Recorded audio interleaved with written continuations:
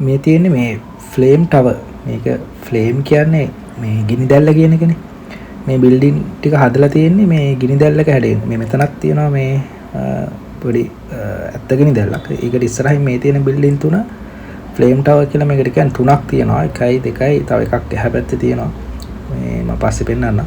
මේක අර පේනද උඩ පොඩි නැම්මක් වගේ තියෙනවා. ඒ අර ගිනි දැල්ලේ හැඩයෙන් තමයි හදලා තියෙන්නේ.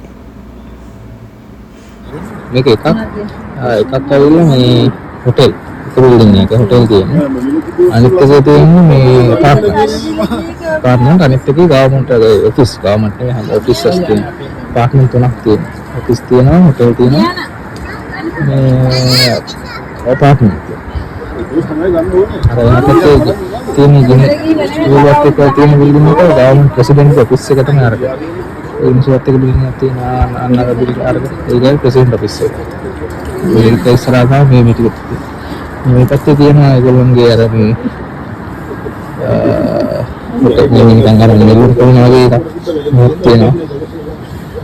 ඉතින් මේ කොන වගේ එකක් තියෙනවා. ඒක සොපින් මෝල් එක. ඒකට මතාට මේ තියෙන්නේ මේ මොකද දෙන්නේ කස්පෝන් මොකද? අතේ අපේ ස්විල්ලා.